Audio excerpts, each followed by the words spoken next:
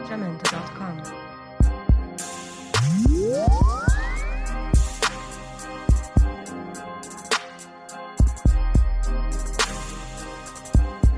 jamendo.com.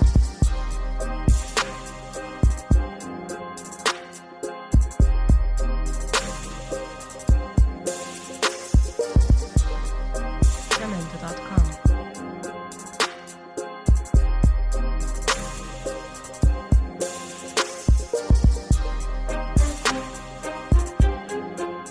jamendo.com.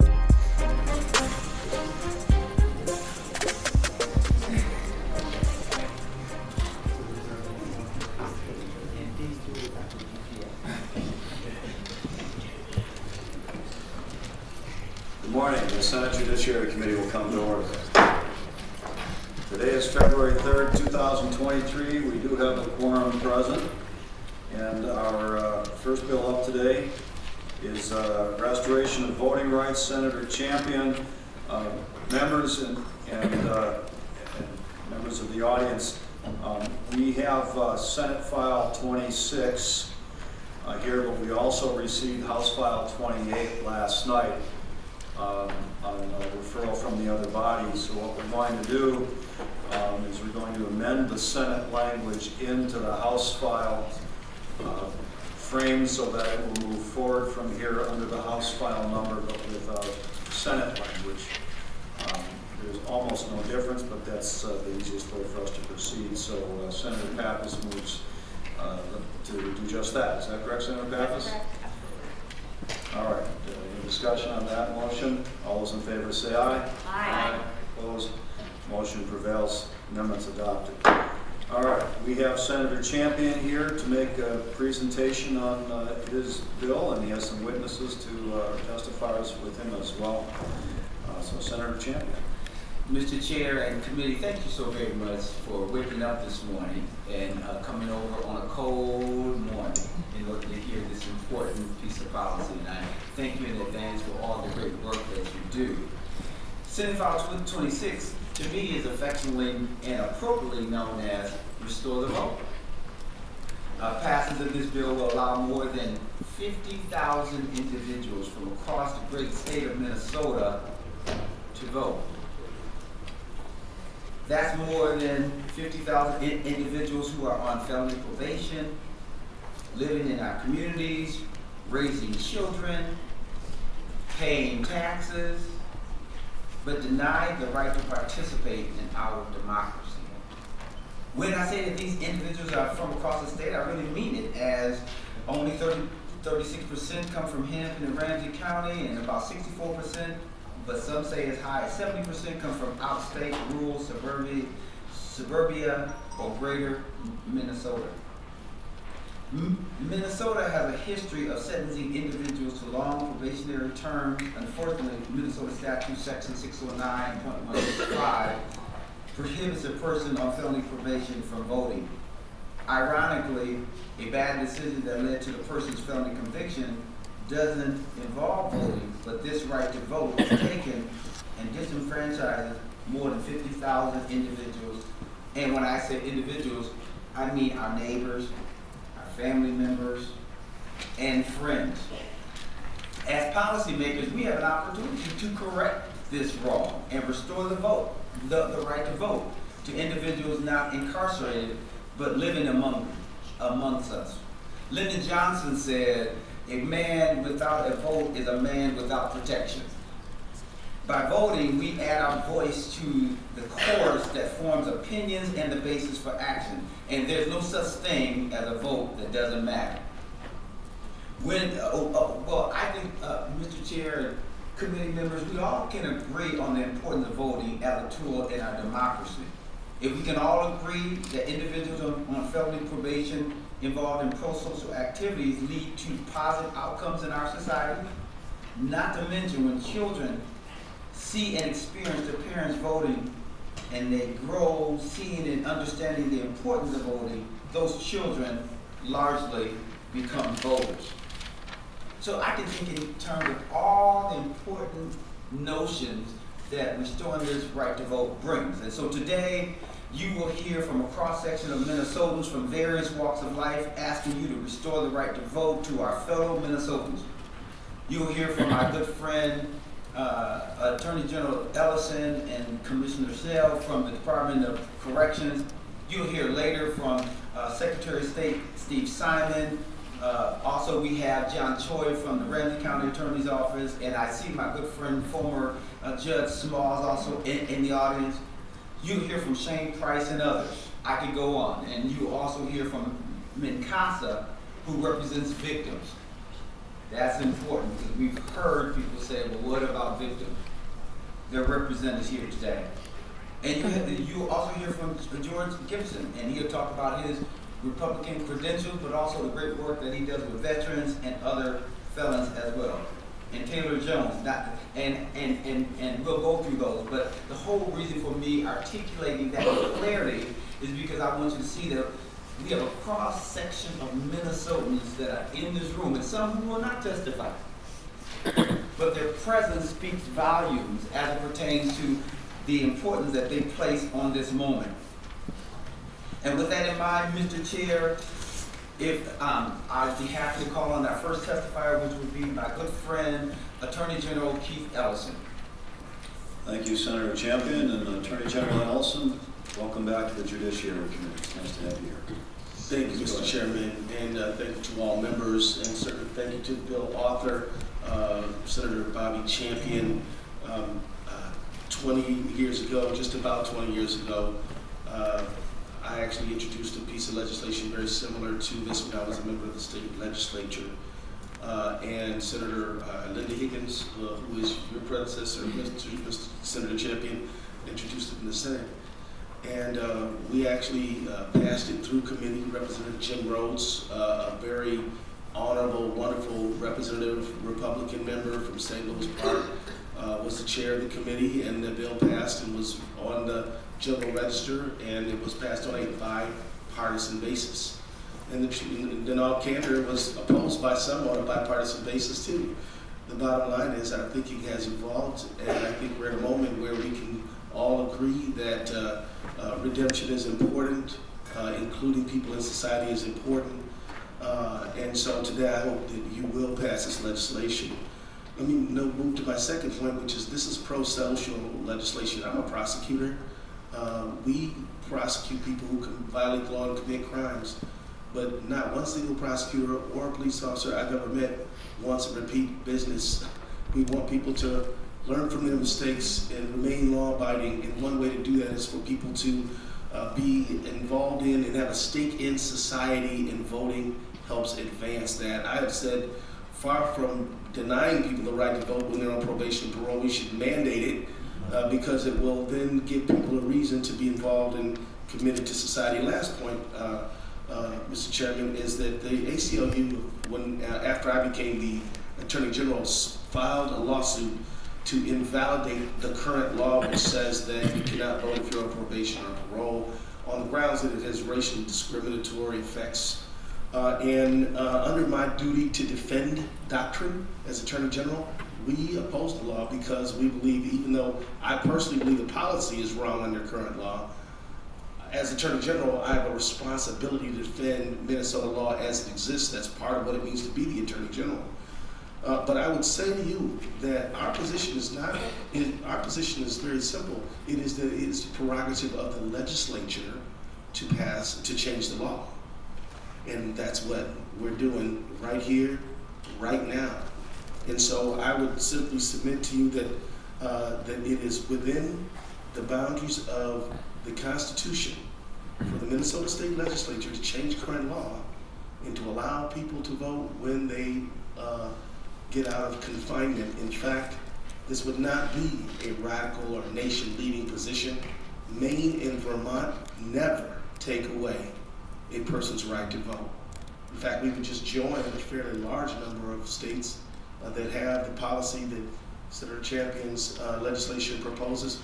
And what we would be doing by that is expanding democracy, which I think is a beautiful thing. Thank you.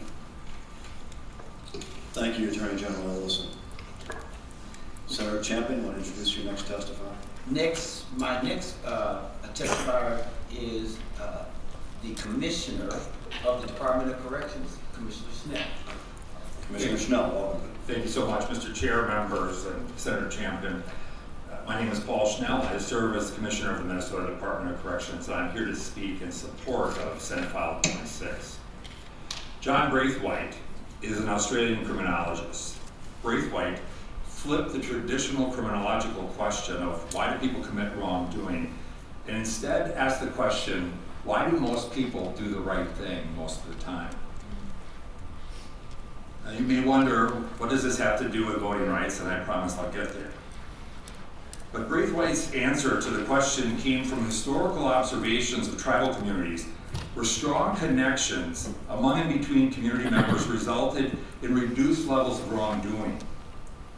But over time, the more dispersed and disconnected tribal members and families became, pro-social engagement reduced in many cases, and levels of wrongdoing began to increase.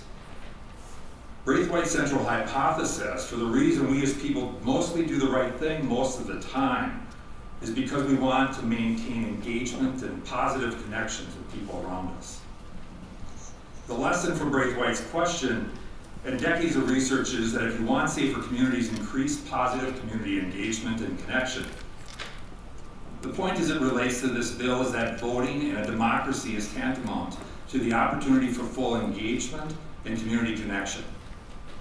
Voter disenfranchisement is the antithesis of full engagement and participation.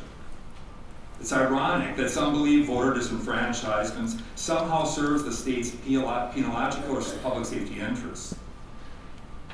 But here's why voter disenfranchisement proposition makes no sense. I'll provide a few examples. Being on felony probation, supervision, or on supervised release does not preclude a person from running for an elected role in the PTA at their child's school. In fact, we would regard that kind of engagement as a positive and pro-social indicator. A person on felony probation or supervision or supervised release can walk the halls of the state capitol, this very Senate building, or the state office building to engage with public officials and share their thoughts about the state budget or any public policy. In fact, we would regard that kind of engagement as a positive and pro-social indicator. A person on felony probation or supervised release can attend a city council or township board meeting anywhere in our state and have the opportunity during the public comment portion of that meeting to address the elected officials with their opinion about a proposed business development or the need for a stop sign at an uncontrolled intersection. And we would regard that kind of engagement as positive and pro-social engagement.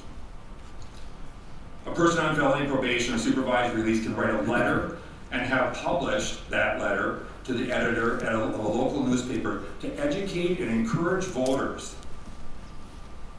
about a particular candidate or illuminate voters on important issues. And we would regard that kind of engagement demonstrated in this and all the examples I described as positive indicators.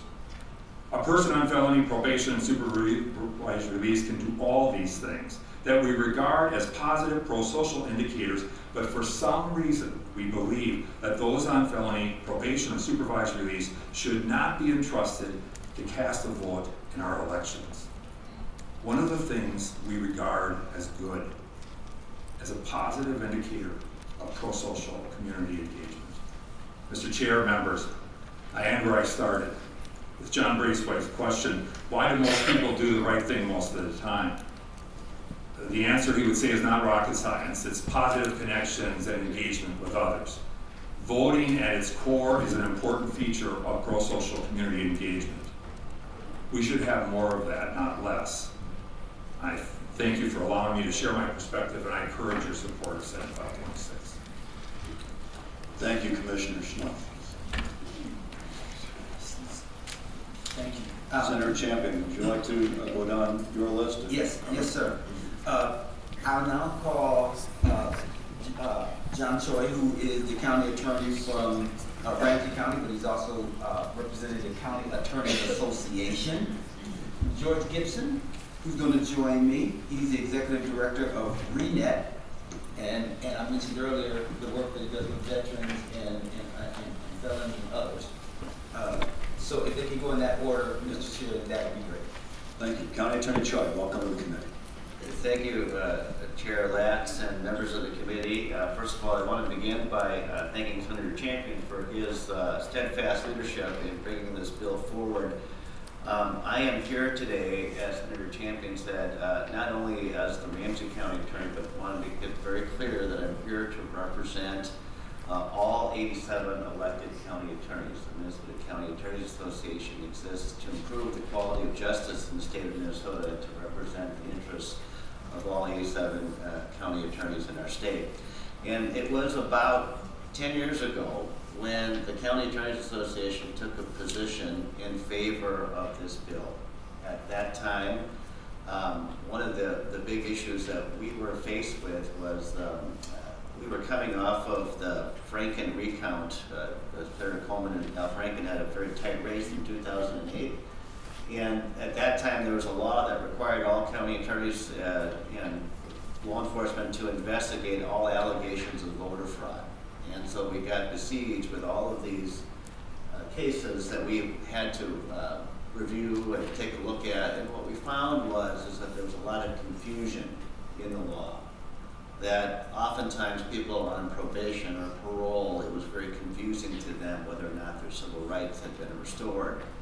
And we had a conversation within our County Attorneys Association talking about some of the challenges that we saw for our constituents who were just trying to do the right thing. They wanted to participate in our democracy. And as a part of that conversation, we recognized that the state of North Dakota had the exact same constitutional provisions about voting as Minnesota, but yet they did something different than what we did. They allowed people to vote who were on probation or parole. And they had a very bright line rule that just said if you were not incarcerated, you can vote.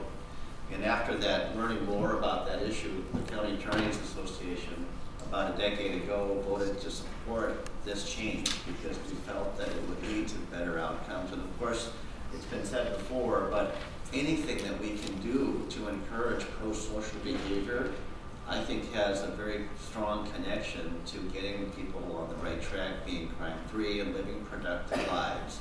And that's one of the main reasons why the County Attorneys Association is very supportive of this bill, because we think actually it relates to the safety of all of us and making sure that people are living crime-free lives, because if you are participating in your democracy, you are doing something absolutely good.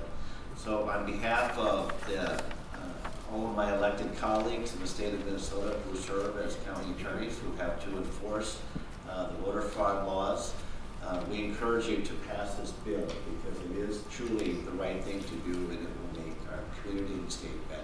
So thank you very much. Thank you, County Attorney Choi. George Gibson. Yes, thank you, Chair, and thank you, Committee, for letting me testify on this important bill. It's an important bill. I'm sorry, go ahead and state your name so we have it orally for the record. George Gibson, it's Gipson, so thank you. Go ahead. So this is an important bill for me. I'm a veteran. I served my country for a little less than 10 years. I also was incarcerated for almost 10 years of my life. And so those are kind of a different kind of dichotomy. But I truly think that when a person has done their time, it used to be when this law was probably enacted, a lot of times it was pretty clear. You did your crime, they opened up the gate, they let you out. They gave you whatever was in your pocket and you were done. Today's legislation, the way in which we enact different things, there's a lot of long-term probationary periods. For me, I came out of federal prison in 2007. I've been down at this house and the other one, the People's House is important to me to have a voice. Yet I could come in, I could start my company, I could run a nonprofit. I've done a lot of different things since I've post my incarceration. But one of the things that withheld my pro-social support was my ability to vote. I would drive up with a big truck with a gas tank full of taxes paid. I would pay my taxes, yet I couldn't come in and cast a vote. For me, that was almost a constitutional issue, more so than just a a legislative issue just because of my supervision while in the state. So restoring the vote to me gives me the opportunity to have my voice count.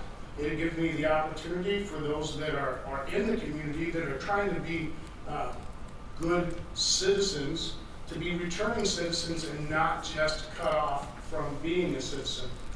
Oftentimes we do those long probationary periods. I have a friend of mine that when he was 18 took and said, you know what, I'll sign the dotted line so I don't go to jail, and took a 30-year probationary period because it was offered to him. Well, at 18, he didn't care about whether he was going to be able to go to his school board for his kids. He wasn't even married. He didn't care about the community. But his lifestyle began to change, and as it began to change, he wanted to be able to have a voice in his school board issues, in his state issues. And I think restoring the vote is one of those things that is built around our democracy, that we should be able to have a vote. If I can show up, whether ID cards, no ID cards, whatever the rules are, and I'm paying my taxes, I should be able to have a vote.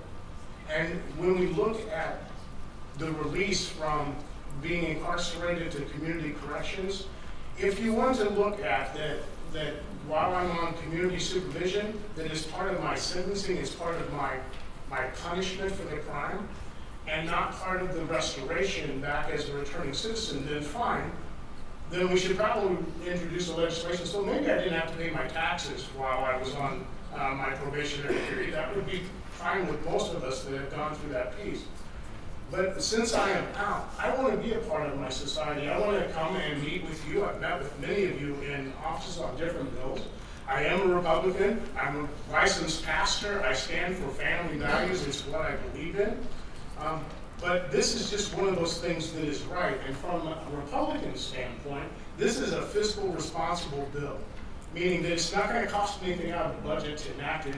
It's actually going to save you some money, as you just witnessed from the other testifier, that they're not going to have to go through a bunch of verification to try and figure out whether this person could vote or couldn't vote. It's a matter of principle to be able to say, I'm paying my taxes, I should be able to vote, I should be able to come into this house. I was coming into this house from 2007 to almost 2011 without even being able to vote for anyone that I was speaking with, which to me was an atrocity for me. So I want to encourage you to do the next right thing. It's what I tell all the men that I work with and talk with. I'll be going back to prison this week, and I'll speak to another 130 men that look like me, talk like me, walk like me, that want to engage society when they come out because they're hungry to be successful. And so that's what I build in the men and women that I get to speak with. All of our clients, I've helped thousands and thousands of men and women coming out to find employment, helping them to have good services. And so this is just a way of reenacting and giving good pro-social support, and it doesn't cost a dime off anybody's thing except for making some changes in some rule books. But it's not going to change the budget line. As a matter of fact, it actually lessen it. So I want to encourage you to vote for this bill. I want to encourage you to do the next right thing and do the right thing as legislators for those that have been disenfranchised, like me. And so I appreciate your time. Thank you for allowing me to testify. Thank you for your testimony, Mr. Gibson. Senator Champion, your next testifier. Mr. Chair, thank you, and I thank you. I thank Mr. Gibson and the others, especially with Mr. Gibson being a Republican and coming forward and talking about his experience and what he's done and why this is important, not just to him, but to others that he served as well. Mr. Chair, I have with me Shane Price, who's the co-founder of the Power of People Leadership Institute. And then I'm going to also ask Willie Lloyd, who's the founder of Rare Action, to come up and join us. So if they could go in that order, Mr. Chair, that'd be great. Mr. Price, welcome to the committee. Go ahead and state your name for the record. Good morning, Mr. Chair. Brother Shane Price, Power of People Personal Development and Leadership Institute. That's a very long name. We do three things: prevention and intervention for girls. We do prevention and intervention for boys. We work with men who are incarcerated. I have been serving men who are incarcerated. That's my area of reentry. For the last 17 years, I spent 4 days a week, every week, for 17 years, providing personal development and leadership training inside of Minnesota State Correctional Facilities. We have the most successful reentry program in recent Minnesota history. I know that because I'm African American, you might think that all of my students are African American, but that isn't true. To be honest with you, when we concluded just prior to COVID, 60% of all of my students were European men. But we have the most successful track record in recent history that there is where ex-offenders are concerned. Some of my successful students are in this room right now, and oh, what a change it is for us to have been together in those halls of some of those institutions back there, and here we are in this beautiful institution here on Martin Luther King Drive. It's a beautiful day for me because some of my students are right here in this room right now and prepared to speak. But I would just share this and be brief, that to be able to add to the rehabilitation component the capacity, the civic capacity building component of vote for our students would be excellent. Excellent in a lot of ways because some of our students would be able to see themselves as real parts of the state of Minnesota. For many years, some of my community had their rights to vote suppressed, even though they were granted, but they were suppressed. I would ask the Senate to be on the right side of history where this is concerned and take this as an opportunity to move forward the equity of voting and voting rights in the state of Minnesota. Thank you. Thank you, Mr. Price. And while you're there, I'm going to ask your students to all, if you're in the audience, go ahead and raise your hand so we can just identify you. Or stand up. Or stand up so we can say that you're here. I've got Wonderful. Thank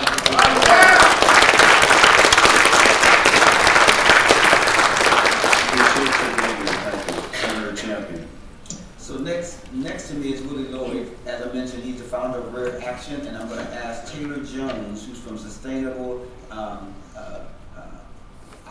Elements and the Minnesota Second Chance Coalition to come forward. Mr. Lloyd, go ahead and state your name and proceed with your testimony. Good morning. My name is Willie Lloyd. I sit before you as someone who has been formerly impacted by the criminal justice system. But like you, I've been an American my entire life. And like all Americans who learn from their mistakes, we get better. We get better. Today, I'm the executive director of Rare Action, Restoration of American Rights and Equity. I'm a spouse, a husband.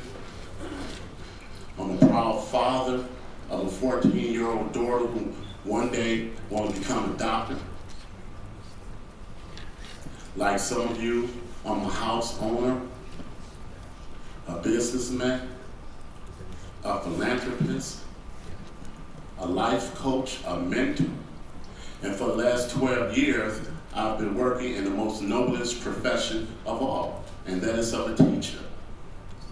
Over 5,000 students have came to my classroom. I have directly, positively impacted the lives of 5,000 people. And I'm not worthy of a vote. 13 years, I've been paying taxes. For 13 years, I have not had a say. For 13 years, I felt like a second-class American, as though we actually have a classification for that. 13 years of taxation with no representation. I humbly ask that you please support S-File 26 because it has become painfully clear that this is not a Republican issue or a Democratic issue, but an American issue. Thank you for your time. Thank you, Mr. Lloyd, for appearing and for your testimony today. So, Senator Mr. Champion. Chair, as I mentioned, I have Taylor Jones, who's with the Minnesota Second Chance Coalition, and then I'll ask Sarah Florman, who is with Mincasa and Victims, to come forward. And if they can do their presentation in that order, Mr. Chair, that would be great. Mr. Jones, welcome to the committee. Go ahead, state your name for the record. Good morning, Mr. Chair, and good morning, Senators. My name is Taylor Jones, and I have spent the last half-decade working with formerly incarcerated people to help them get jobs, find transportation, find affordable health care, and help them stay out of prison. Some of the people I've worked with have been innocent, most of them have been guilty, and all of them have been deserving of a right to vote for how their taxes will be spent, for a right to vote on the school referendums that will decide how their children live their lives, and for who the president is. In the committee hearings for this bill, I've heard a lot of discussions about how good or bad felons are and whether they are worthy of a vote, as if this bill is a referendum on them. But this bill is a referendum on us,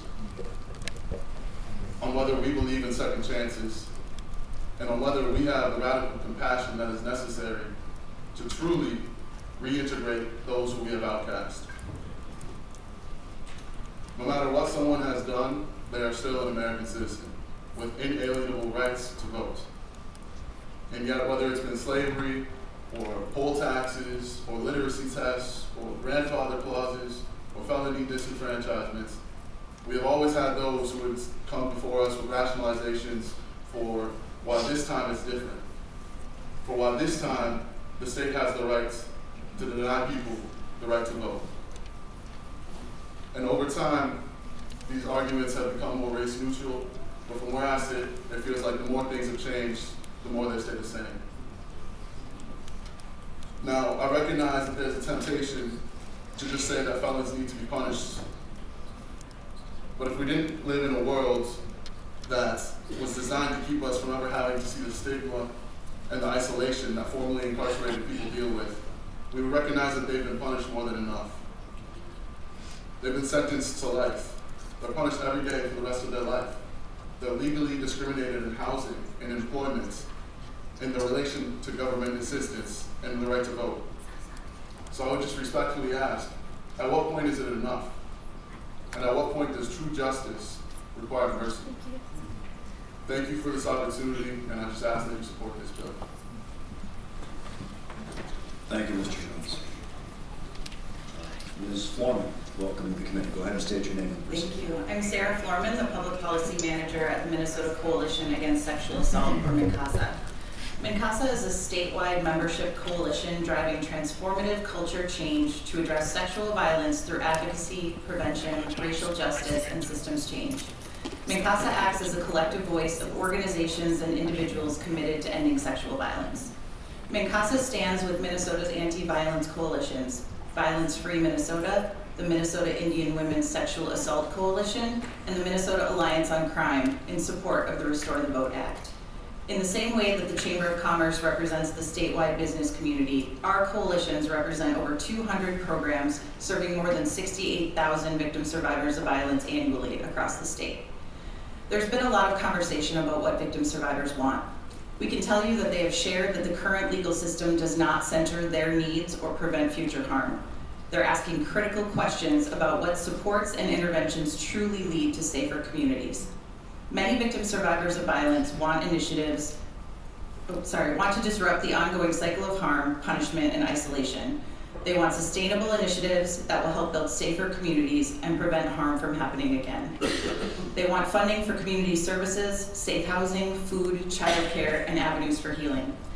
This legislation can help prevent future violence. The support and community engagement that folks experience upon release is critical in determining whether or not they are likely to reoffend. When people engage in civic responsibilities such as voting, they can become more connected to their communities and establish the strong supports shown to impact recidivism rates. A large percentage of incarcerated people are themselves victim survivors of violence. We know that many people also experience violence while in confinement. By obstructing formerly incarcerated people's right to vote, we effectively silence these victim survivors, preventing them from fully participating in community. All victim survivors, including formerly incarcerated survivors, deserve to use their voices freely at the ballot box. Vote yes on Senate File 26 to restore their rights and support all victim survivors by investing in stronger, safer communities. Thank you, Ms. Foreman, for your testimony. And Mr. Chair, Senator Champion. I think all the testimony has been important, but I will highlight some and underscore because I think it's important. When Ms. Foreman talked about she represents an extraordinary number of victims, that's important. And she referenced that. I got something to say. One time, like this. For those who hump and make your one nigga straight loony after taking one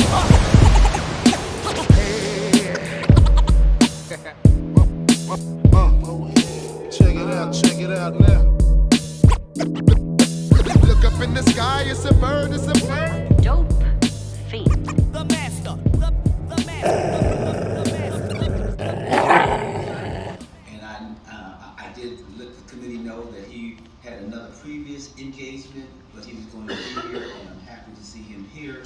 And so, Mr. Chair, if we could hear from the Secretary of State, that would be great. Secretary Simon, one of my more esteemed constituents and former colleague in the House as well. Welcome to the Judiciary Committee.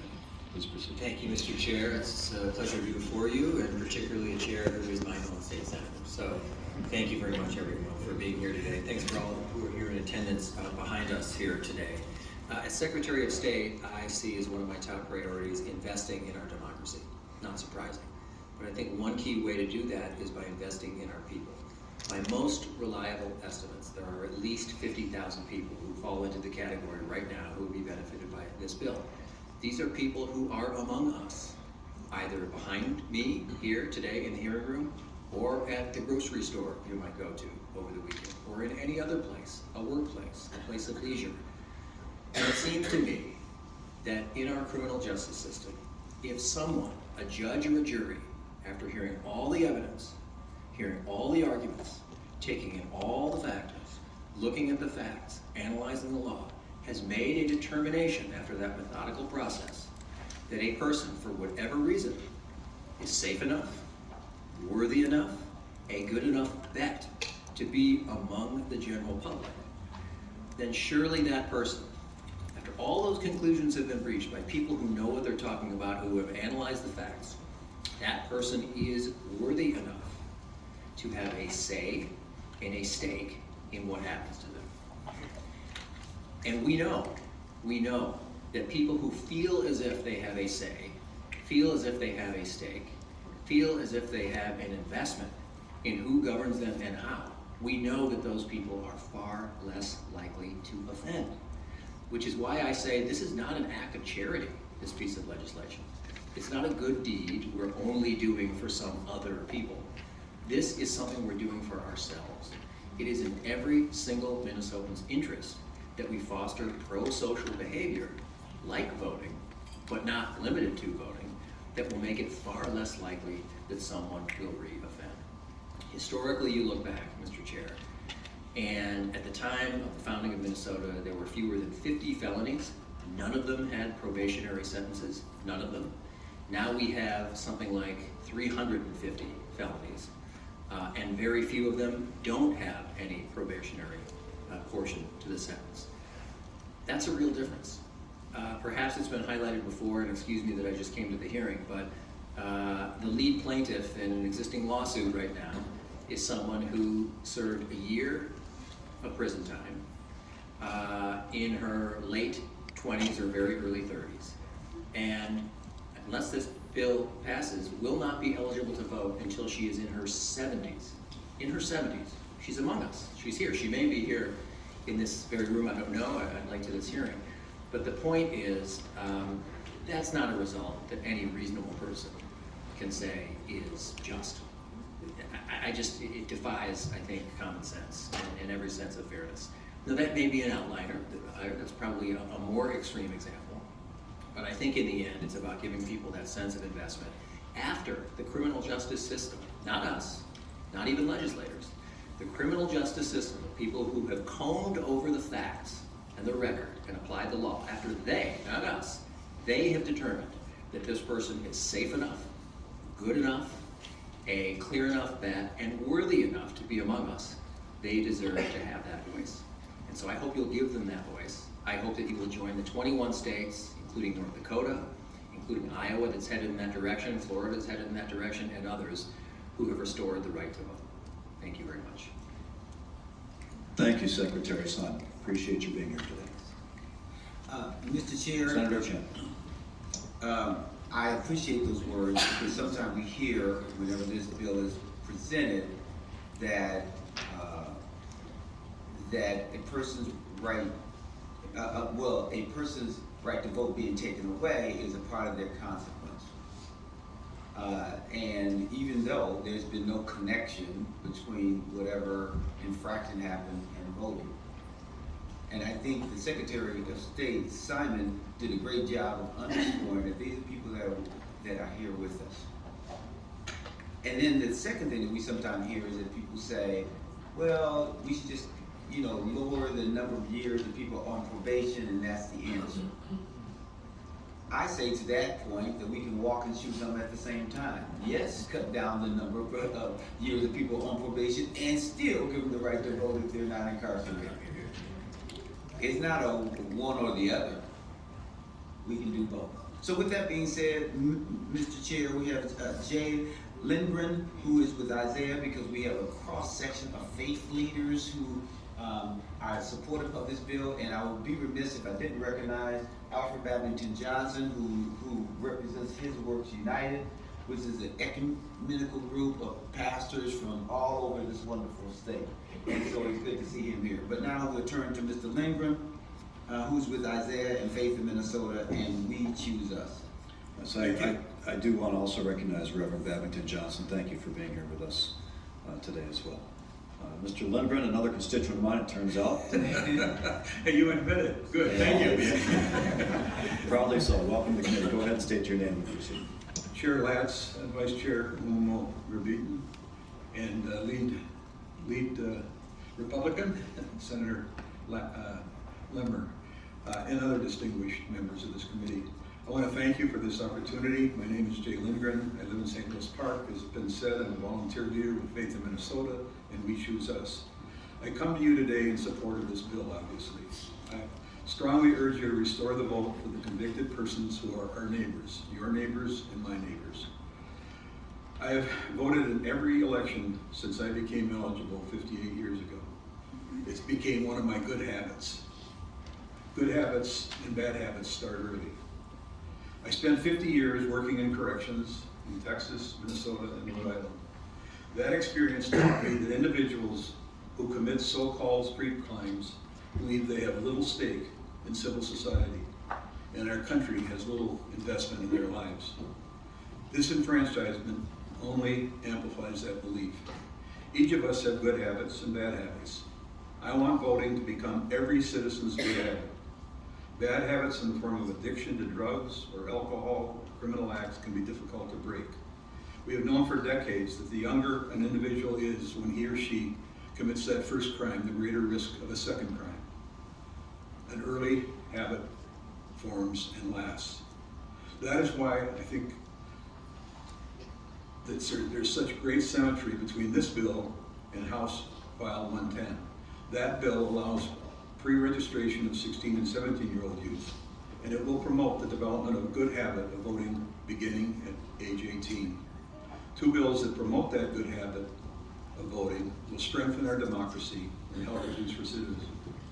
Thank you for listening, and I respectfully beseech you to pass this bill. Thank you. Thank you, Mr. Lindgren. Senator Champion? Mr. Chair, thank you so much. There's one other person that I'd like to make sure that they have an opportunity to come forward, and I did initially have him on my list. That would be Pastor Brian Heron, who can speak directly to this issue.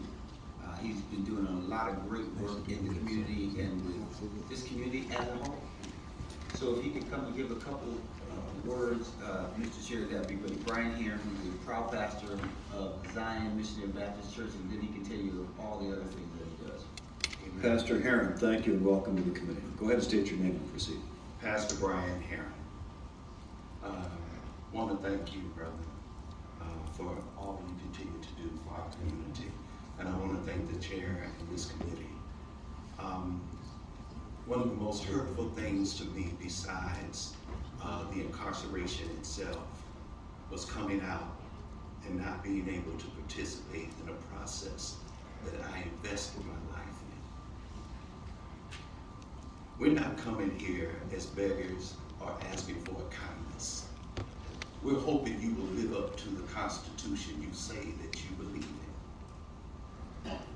You cannot have somebody pay their debt to society and then continue to have a continuum of punishment once they pay that debt. This law is rooted in an antiquated law called civic death.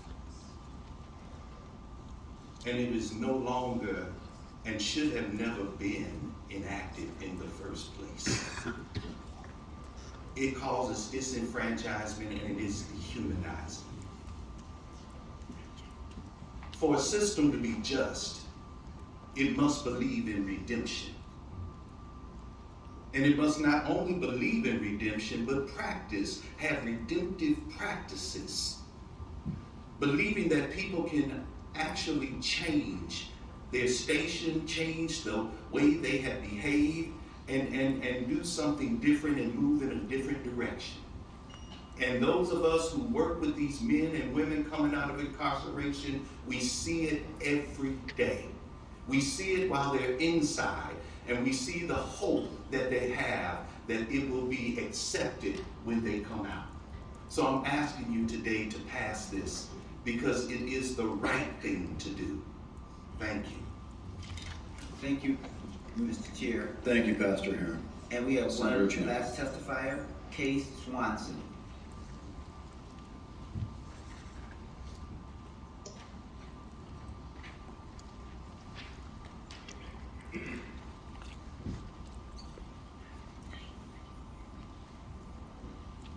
Ms. Swanson, welcome to the committee. Go ahead and state your full name and proceed. Case Swanson. Good morning, everyone. Thank you for being here on this cold day. I live in Maple Grove in District 37, and I'm a member of Advent Lutheran Church, and I'm speaking in favor of Senate File 26. Prisoners have paid their dues by serving time in a correctional institution. Unless you know someone personally that has been incarcerated, you are oblivious to the damage it does to them. It is key for a felon's reentry into society to be treated as a human being and given back privileges that they have lost. As a faith leader, I believe that our commandment is to love one another. I believe that there are those that have made wrong choices or have been accused unfairly and deserve the benefit of being treated with equality and respect after incarceration. Without privileges, felons continue to be caught in a cycle of invisibility and judgment. I became passionate about felony rights after my brother spent 3 years in prison. I studied the justice system and the degrading position it places people in. They become a forgotten people. No one cares, no one knows. I wanted my faith community to be aware of these issues, and we have. Advent has hosted conversations in our church along with other Lutheran congregations in the area. We discovered that people are very surprised to learn about the challenges surrounding felons, and they are absolutely in favor of seeing this changed. We want to see former prisoners given back their dignity and help them to be productive citizens. Just because they have made a mistake does not mean that they are no longer intelligent or have opinions. Outcomes from elections affect them just as much as they do us. Because they've been stripped of their rights, it affects their self-esteem and keeps them from moving forward. Passing this legislation, I believe, would be a way of supporting them, accepting them, and encouraging them by giving back their right to vote. I urge this committee to approve Senate File 26. Thank you very much. Thank you so much. Thank you, Ms. Swanson, for your testimony. Senator Champion. Mr. Chair, and finally, if you look at the Senate File 26 or the House file, just briefly, it restores the right to vote. Then you look in Section 3, there's duties of the Secretary of State to provide information about voting rights, and that publication must be made available electronically to state court administrators for distribution to judges and others. You also will see, Mr. Chair, that it would again allow someone who is not incarcerated to vote, when we think in terms of felons. And then also Section 6 requires the correctional facilities to designate an official that will provide information to those who would be leaving the correctional institution. And then there's some other language as to how those forms and notices should look in order to make sure that there's some clarity there. And in the House file, it does provide some language that if that information is needed in a different language for that to be available as well. That's the bill. Those are my testifiers. You saw a cross-section of Minnesotans from all over, because this is not just a Hennepin County issue or Ramsey County issue. I'll also have the page provide not just a map of where our disenfranchised or felons live, and you'll see that it's in every county, in every place, right? It's all over. It makes it clear that this is a Minnesota as a whole issue. But we can stand up in this moment and do what is in the best interest of not just them, but their families and us, because we all benefit. We all do better when we all do better. So I will stand for any questions, Mr. Chair. Thank you for the opportunity to present this morning. Thank you, Senator Champion. I just want to make a couple of notes before we go on to committee discussion here. One is I want to call members' attention to letters that are in your committee packets. Letters of support from NAMI, the National Alliance on Mental Illness, Minnesota, from the African American Leadership Forum, from the Minnesota AFL-CIO, from the World Without Genocide organization, from the Center for Victims of Torture, from Reentry Employment Network, RENET, that was Mr. Gibson's organization, from R3, the Collaborative for Recovery, Reentry, and Renewal, and also from the Minnesota County Attorneys Association. I also want to note that I proudly worked with Senator Champion over many years now, trying to get Restore the Vote passed in the Senate, sometimes as chief author, sometimes as co-author with Senator Champion, as I am now, and this is part of why we come here to the Senate. And it's true, Mr. Chair, that you've been a stalwart and just a great ally around this critical issue, not just this one, but others. You're always thoughtful, and I just sincerely appreciate you and the others who are my co-authors, Senator Marty, Senator Mann, you, Chair Latz, and Unuva Raven, the Vice Chair. We are excited that this is her first year, but she came in with a burning desire to do something and do this work that she was already doing even before she got here. So I appreciate everyone that signed on, and those who didn't, who wanted to sign on, but there was no space for them to sign on. So thank you so much for that as well. Thank you, Senator Champion. Also note this has a bipartisan history as well. There were times on the Senate floor when Senator Newman was trying to find a way to support the bill and had some different versions of it, but was supportive in concept, and so the support over time has not been limited on a partisan basis. It's been a community-wide support in many respects. So, two of the arguments that carry some of the most weight that I wanted to highlight, although I agree with everything that was already testified to, is the point that was brought up by Secretary Simon, that when this was originally became part of Minnesota law, there were only a few felony offenses in Minnesota criminal law, none of which carried probationary sentences. So at the time, this wasn't an issue at all. Once they were released from their sentence, they were automatically restored in their right to vote. Our criminal law has changed substantially, but for those who are originalists in their approach to constitutionalism, that would be a valuable point to consider.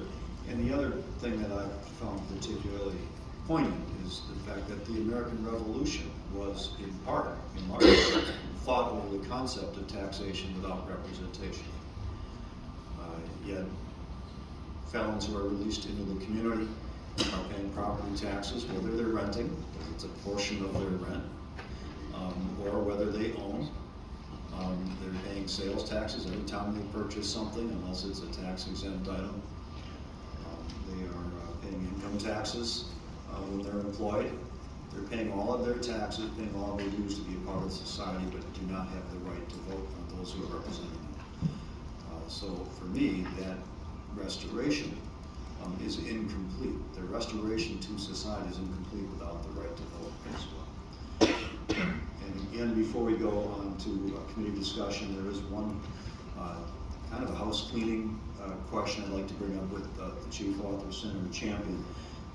Council has looked at the House file language and compared it to the Senate language, and there really is only one substantive difference, and that is on page 6 in section 8 in the appropriation section, where the House includes a sentence at the end of what is in the Senate file that says that this is a one-time appropriation. I've consulted with Senate counsel and with Senate fiscal analysts, and the consensus seems to be that that is better language to include in the bill, and also to make appropriate change in the introductory section at the top of page 1. So I'd like to ask Senator Champion if you have any opinion on that, and if so, sure. Thank you, Mr. Chair, for the question. I am in lockstep with the chair's thoughts. It's okay from my vantage point for us to include that language. Mr. Backus, Senate Counsel. Mr. Chair, members, if that's the intent, then technically, again, we're working off the House file 28, but we're using, for purposes of this, the Senate file in terms of the page and lines. So the amendment would be then on page 6, line 25, after the period, insert "this is a one-time appropriation," period. And then on the title on page 1, line 4, after the first semicolon, insert "appropriating money," semicolon. Is there any comment or discussion regarding that proposal from members of the committee? I'm not seeing any. All right, Senator Umu-Verbatim moves the adoption of that amendment as described by council. All those in favor say aye. Aye. Opposed? Motion prevails. The amendment is adopted. All right, let's open up the conversation now with the committee. Anyone have any comments? Senator Westman. Thank you, Mr. Chair, and thank you so much, Senator Champion, for bringing this bill forward. I probably have more comments than questions, but I may have a question in here somewhere. As many people may have seen, there's a documentary called 13th, which outlines in great detail the problem of mass incarceration in the United States and the overwhelming impact that this has had, particularly on the Black community. It began in the 1970s with the war on drugs, and John Ehrlichman himself admitted that this was a war on Black people. And what we have seen since the 1970s is an increase in our prison population in this country, to the point where 1 out of every 4 prisoners in the world are incarcerated in our jails.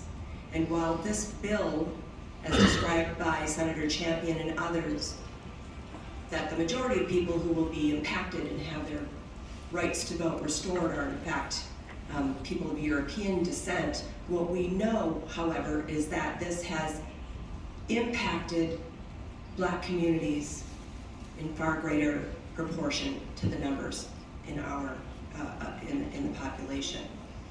I also happened to stumble upon a report overview of drugs and prison in Minnesota, which was a presentation to the Prison Population Task Force on which Senator Latz served.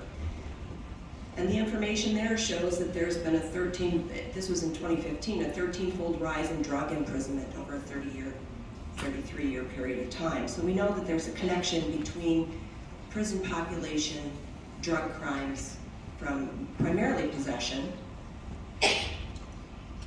And what we know is that the folks in our prisons are people who have experienced high rates of adverse childhood experiences, toxic stress, things that impact neurodevelopment of children. We have communal trauma, generational trauma, all of which impact communities of color in a significant way. As a person who's been in recovery for almost 24 years, I would also like to tell folks, you cannot imprison our way out of drug addiction and alcohol addiction. The objective after a person has been incarcerated must be, should be, to help bring them back into our community, back into the social contract, and the only way we can do that is by removing the barriers for people to come back to us. And that includes social supports, that includes the ability to have a job, to earn a living, to raise a family, to have access to health care, to have the ability to be part of the community. And we have heard today from testifiers talking about the work they are doing with formerly incarcerated people to ensure that they come back into our society, that they are successful, and that they don't reoffend. That should be our objective. And withholding the right to vote does not support that objective. I'm a fan of Broadway musicals. One of my favorite musicals is Les Miserables, which is the story of redemption. It is the story of someone who was unjustly imprisoned, who came out, and at a crossroads, in a moment of kindness and compassion and love, Jean Valjean's life was changed completely. And he spent his life then repaying that debt by becoming a good person, by changing the lives of others, by living a life of love and compassion. When we love people, we bring them back into community. I support this bill. It is the right thing to do.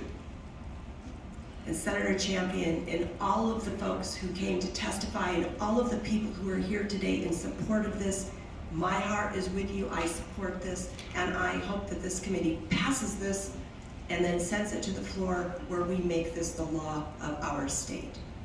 Thank you. Senator Limmer.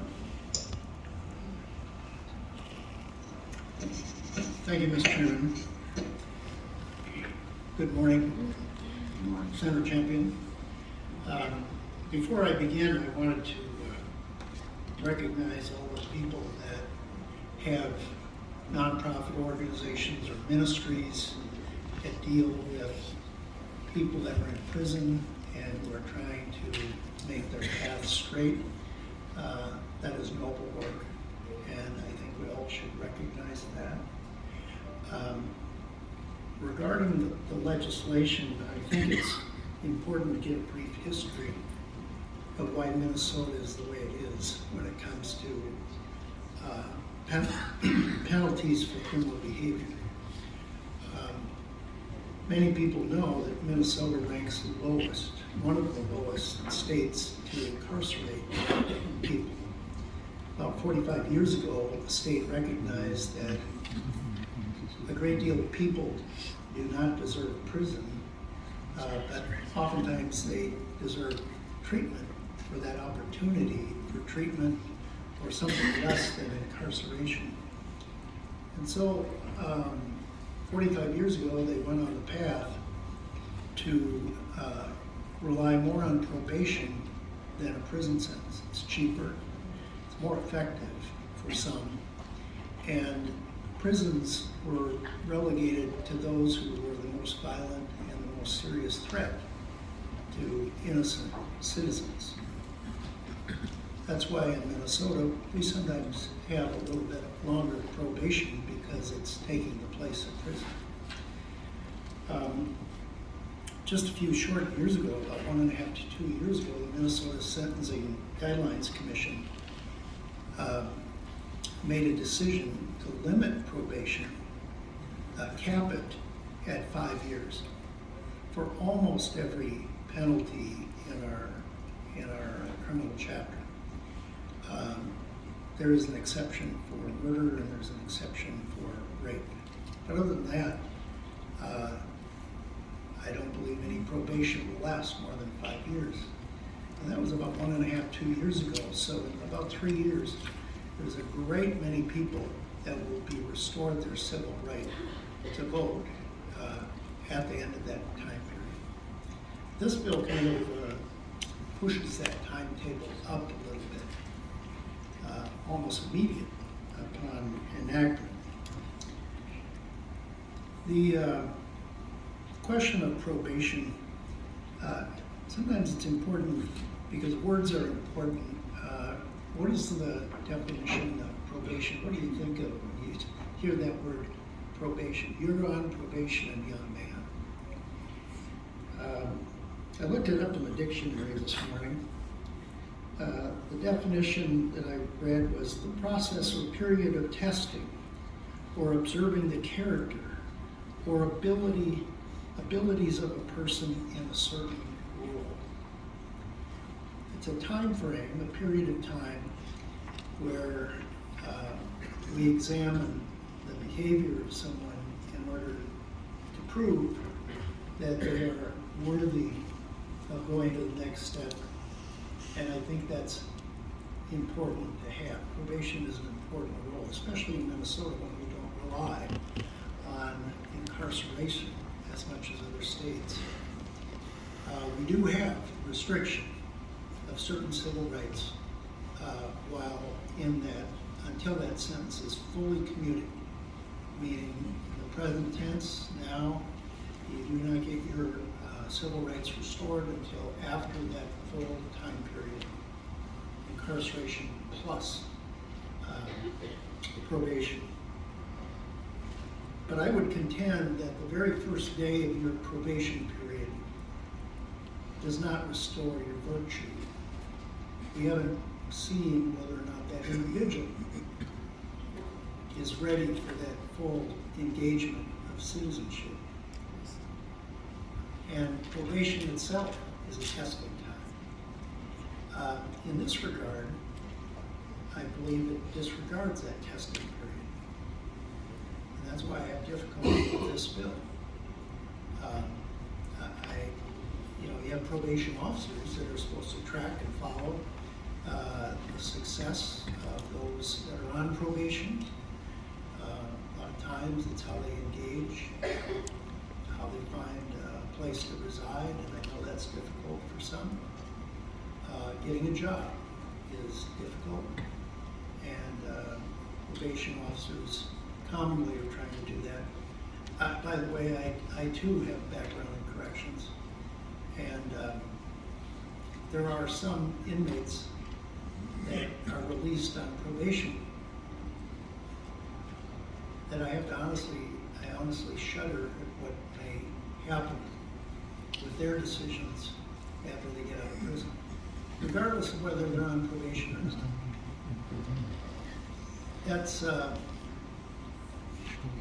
That's unfortunate. But it's real. There are some people that don't learn as quickly as others, and some don't even learn at all. They continue down that path. I haven't been convinced that giving someone a voting right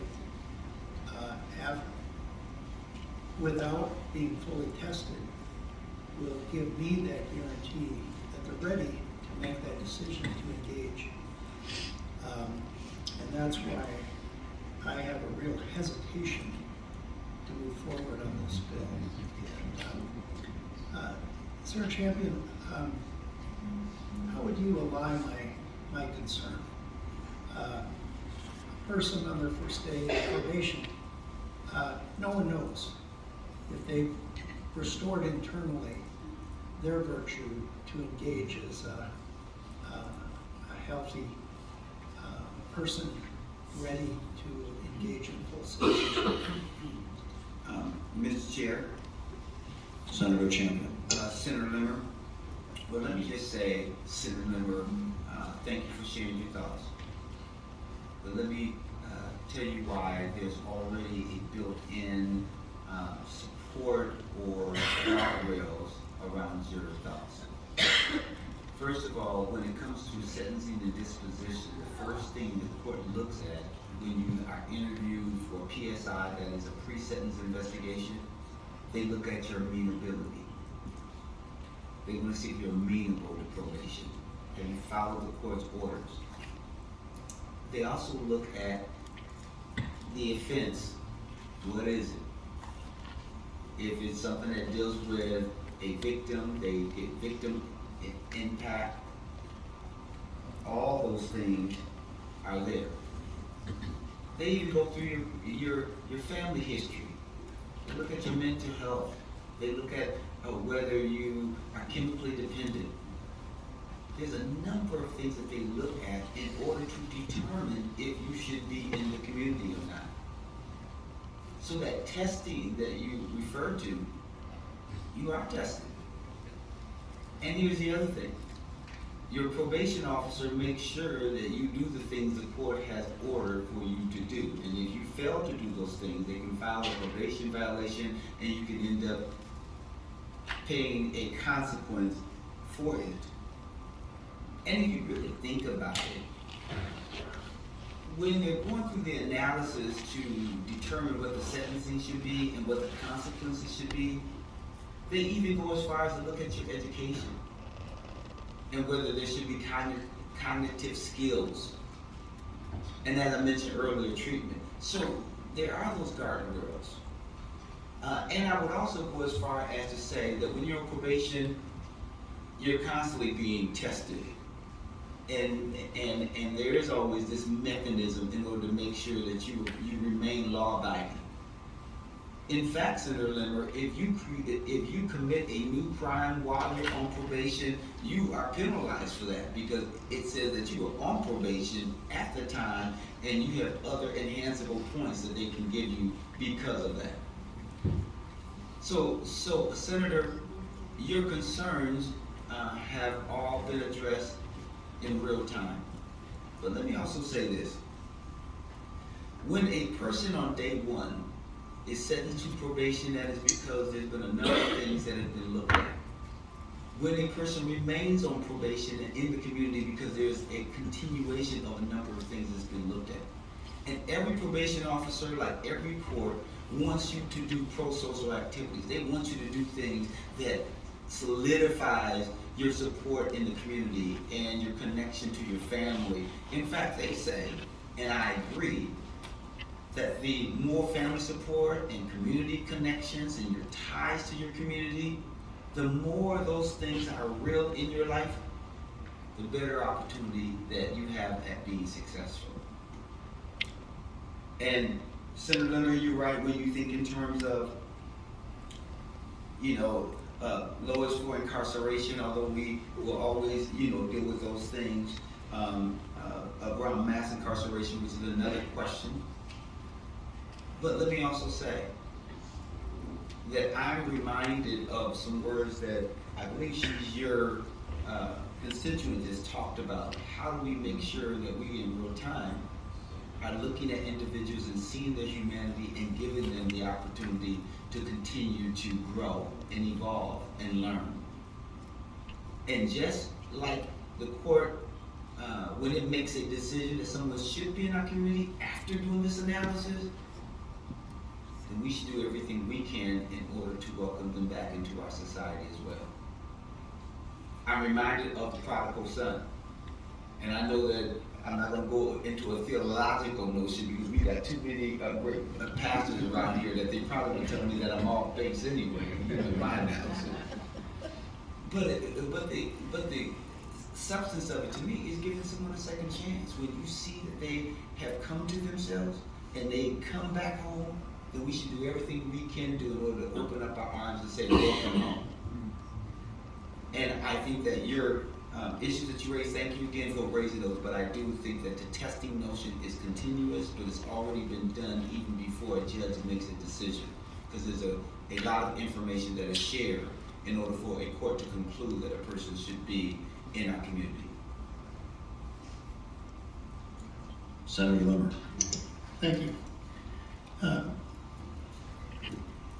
Senator Champion, I'm a little confused by your use of the example of PSIs, pre-sentence investigations. Pre-sentencing, not probation. That's pre-sentence investigation aids a judge in tailoring the sanction when one is found guilty of a crime. It assists the court to tailor it to that individual. I'm not quite sure if that applies at the point of the decision to offer probation to someone. But this is really not even at that point of the discussion. This is after probation has been granted and that individual is now facing whether they get voted on. And so, I tremble at the fact of going down the path of the prodigal son myself. But the one thing that preceded redemption of the father was repentance of the son. And, just to add a comment, I know that Senator Newman was referenced here as being someone that may have been supportive of the bill a few years ago, but he offered amendments wanting to vote for the bill, but he wanted to add a few things. He raised amendments to recognize that the wrongdoer was sympathetic to the victim. He wanted perhaps an apology to the victim. That was rejected by the majority at that time, majority voters in the Senate. He thought that perhaps payment of restitution should be complete before restoration. It would give society an indication that this person was sorrowful for their actions and that they were ready to engage in a broader involvement of voting in their society. All of those were rejected at that time. And quite honestly, I don't remember if Senator Newman supported the final version of the bill without those provisions, but I know he saw it. Because of that, he was disappointed in that product in the legislature a few years ago.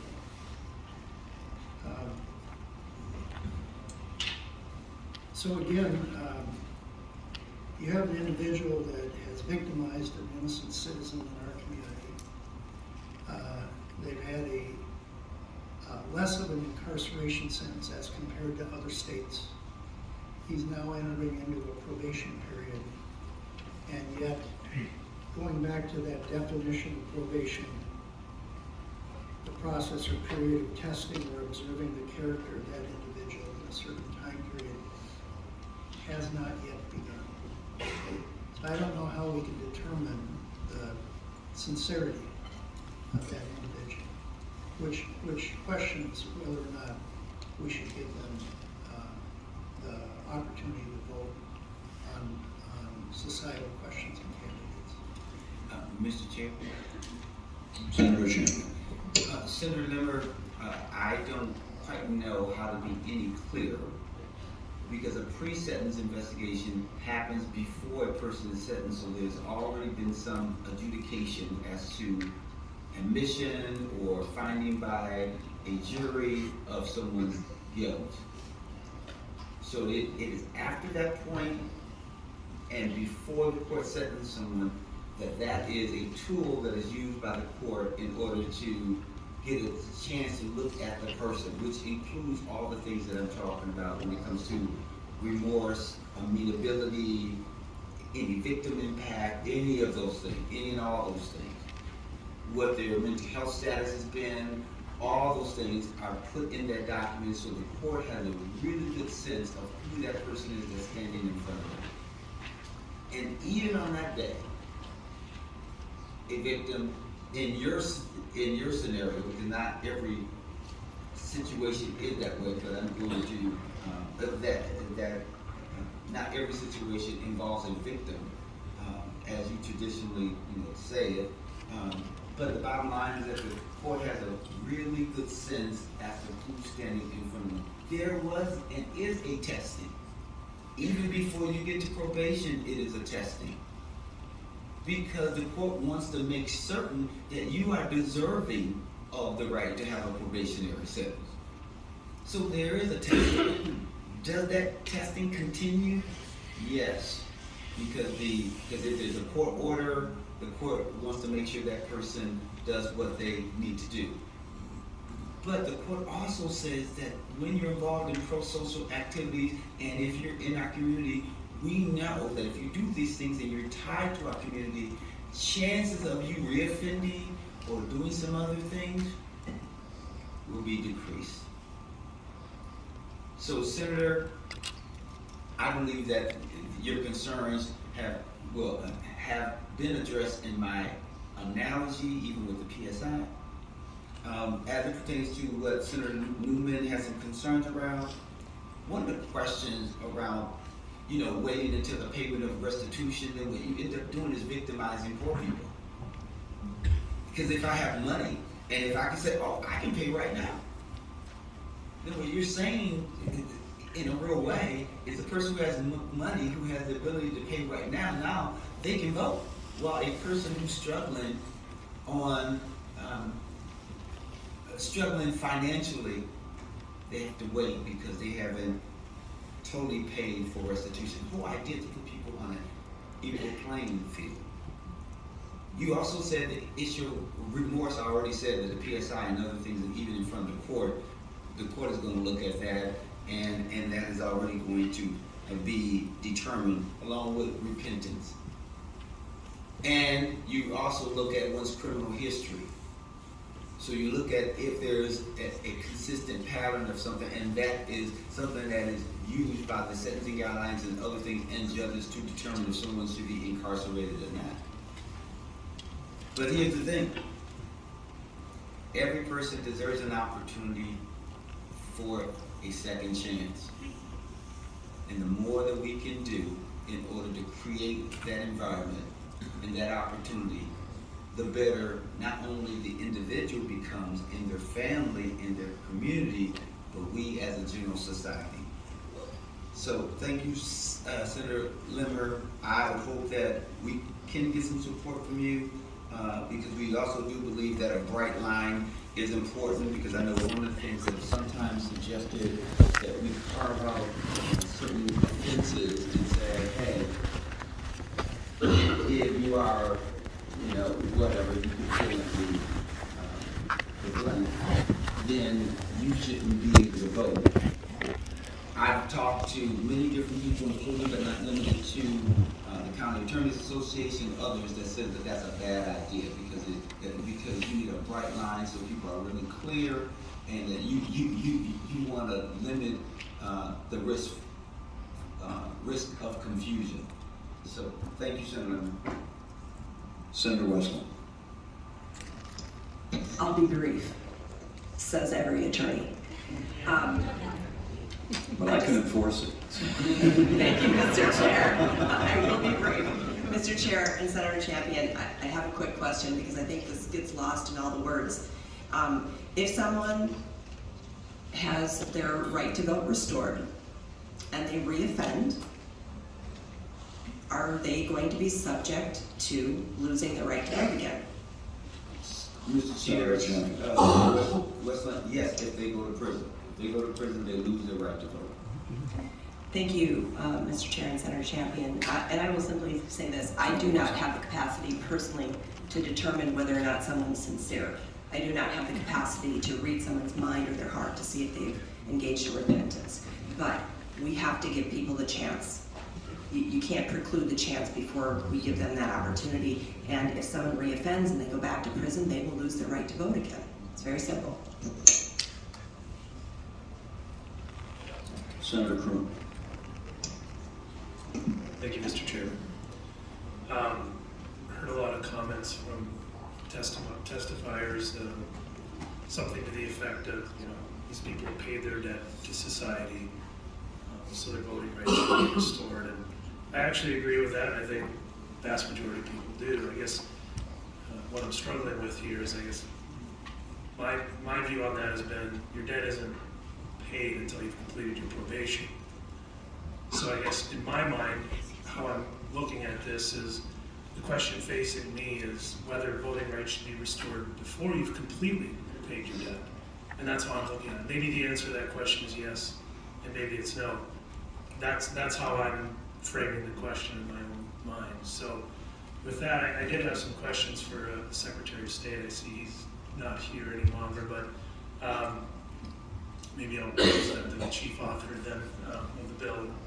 We can go through it, but Mr. Simon said unequivocally and emphatically, we know that allowing those on probation to vote reduces recidivism. And my ears always peak up when a politician says we know something, which I guess would include me, and I don't know that. So,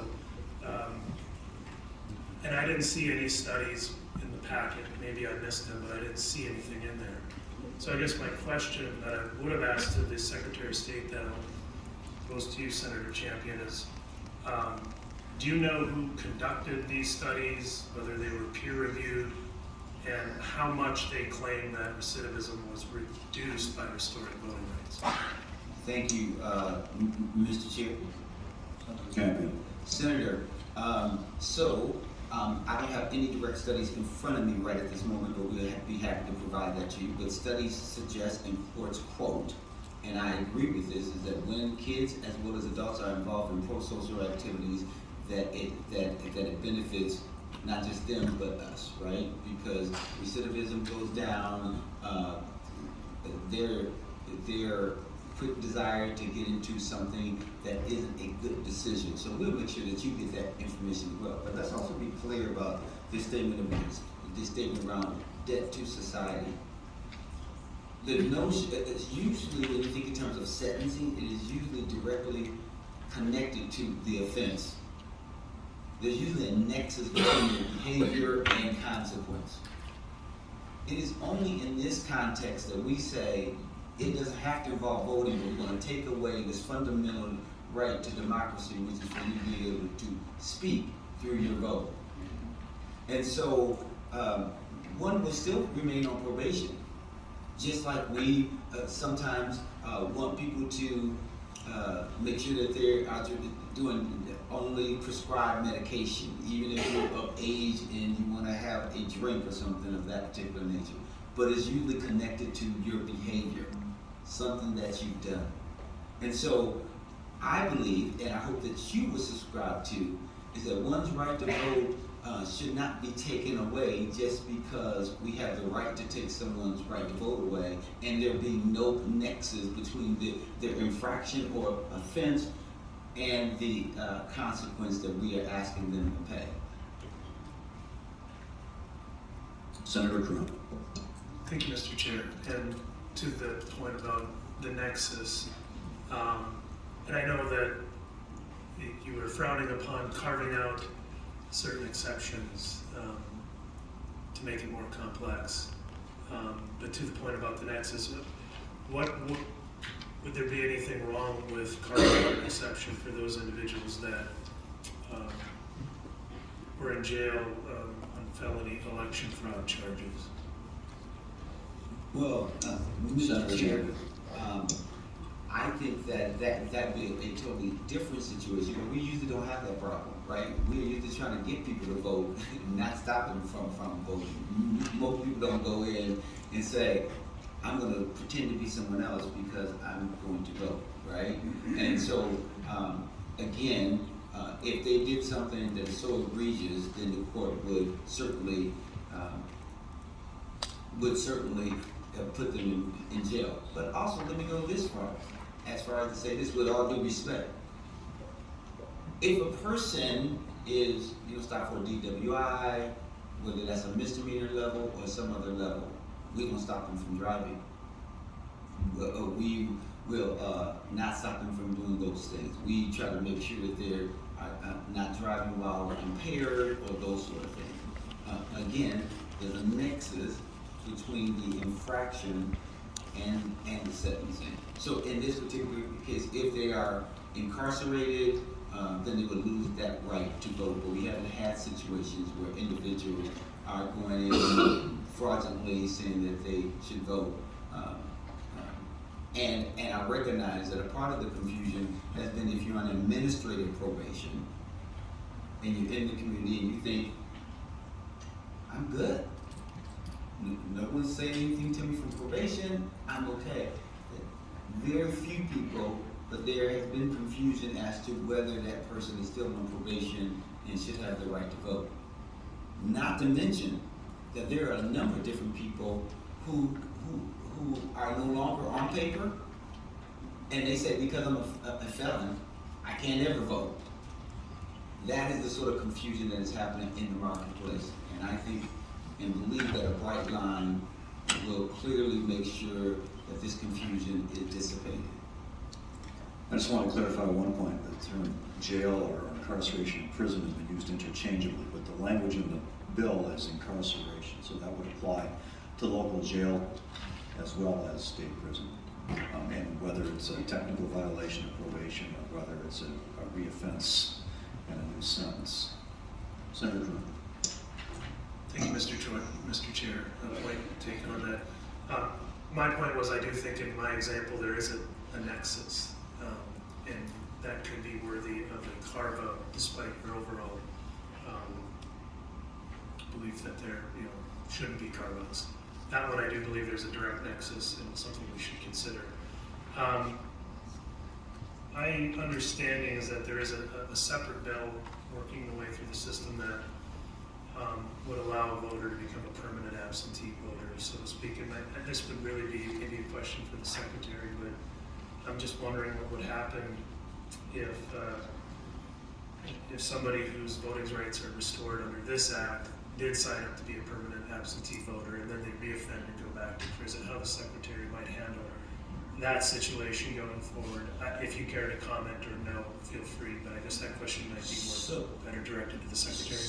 So, Mr. Chair and Senator, that is something to talk to the secretary about, but I could just use my logic in saying that the Secretary of State's office always prepares a roster when it comes to if someone is incarcerated or something of that nature. So if a person is incarcerated, that means that they can't vote, whether they are a permanent absentee voter, and I don't know how you become a permanent absentee voter. I don't even think that's possible. But the whole idea is we want to make sure that people who are not incarcerated and are living, functioning, thriving in our communities should have the right to make decisions about their future and the future of their children.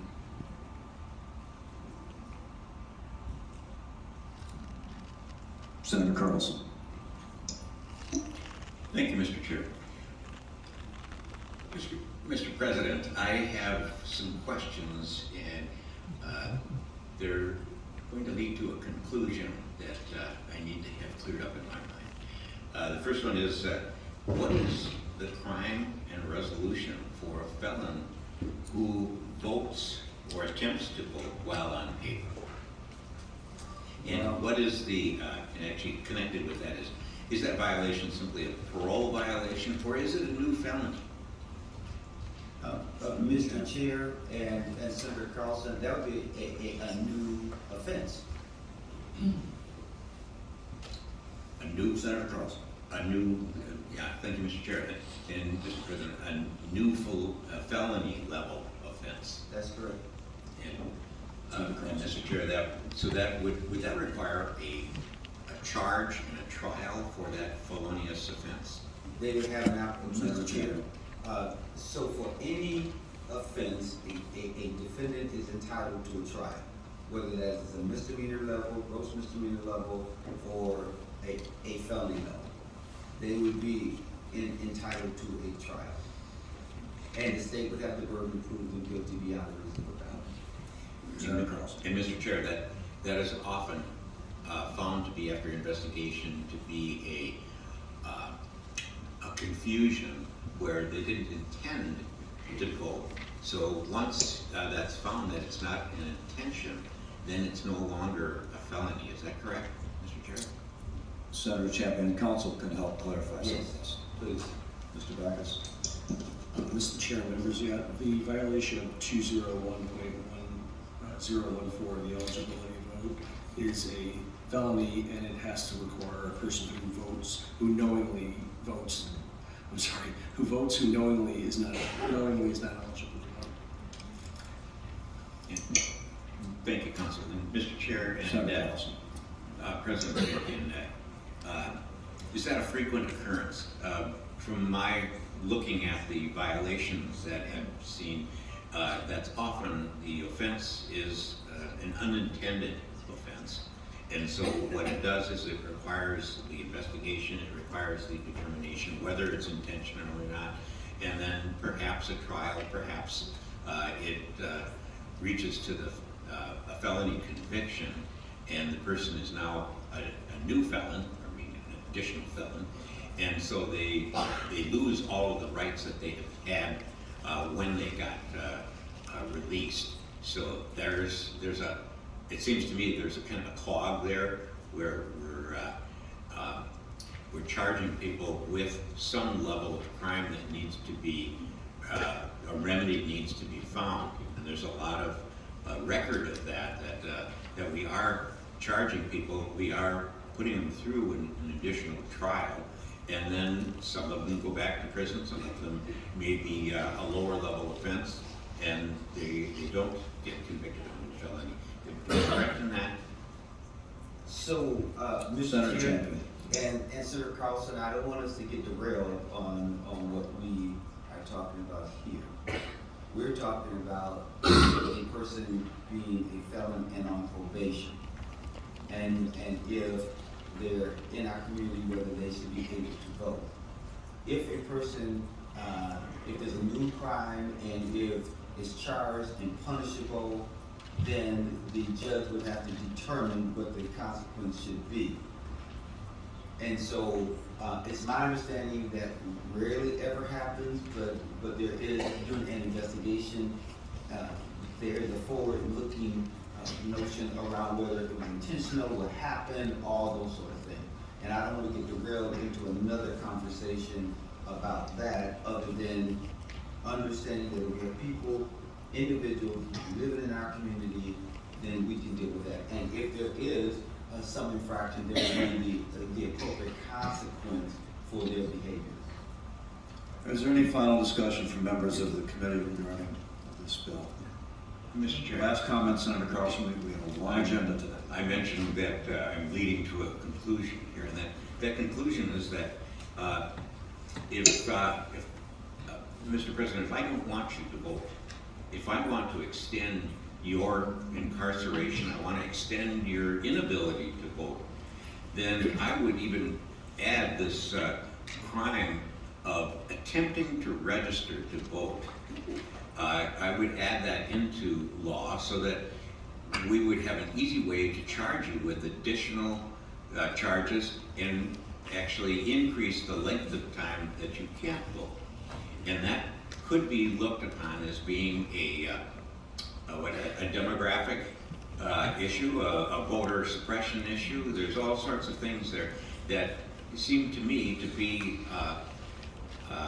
let's see, in this instance, an intentional method to keep you from voting. And I guess that's one of the reasons why I'm strongly in favor of this, is that we've had a lot of crimes that have been charged, but we also have a lot of people that tend to be prevented from voting. And so this, I think I'm strongly supporting this because it wipes out a lot of those crimes. It wipes out a lot of that discrimination against people. And I think that it's time we do something about that. Thank you, Mr. Chair. Senator Lemon. Thank you, Mr. Chairman. I appreciate your time constraints. Just have two technical questions. Sarah Champion, in our sentencing options, occasionally the state of Minnesota offers a work release program where a person who's formerly incarcerated will go to their job during the day hours, and yet they have to return to a incarceration facility to spend the night. Where does an individual fit in this? Are they fully in probation at that time, or are they not? Mr. Chair, Senator Lemmer, they are incarcerated if they're under the auspices of the Department of Correction in some program like that where they're just going out for the day and working and coming back. And Mr. Chairman, one other question. Some of our sentences for certain crimes, especially those around sexual assault or sexual assault involving children, are recognized once a person gets out of incarceration. They are restricted from being near schools or churches where children would normally be. At the same time, we have polling places that are in public schools during the school year, or an occasional church, and there's no other public building available. So how does that fit into your bill? Will that person not be allowed to vote in a public school? Mr. Chair, Senator Lemmer, there's a couple of ways that can be approached. One is sometimes if a probation officer knows that, they can require the person to be with an adult, or because we have early voting now, and that happens outside of school, it happens in other places, spaces, there is always an option for that person to vote without violating the terms of their probation. Thank you. Seeing no further discussion on this matter, Senator Verbeet. Thank you, Mr. Chair, and I will be moving the bill. I just wanted to express my gratitude to you, Senator Champion, for your work on this, as well as you, Mr. Chair Latz, and all of the testimony that we heard today. Thank you to the students from the Power People Institute for being here with us. This is why I came to the Senate, and I'm emotional about it. This is why I wanted to serve on this committee, and this is going to improve so many people's lives. It's why we do this work, and I thank you for including me, and I'm honored to be a co-author of this bill. And with that, I move House File 28 as amended to be recommended to pass and be re-referred to the Finance Committee. Seeing no further discussion, all those in favor say aye. Aye. Opposed? No. Motion prevails.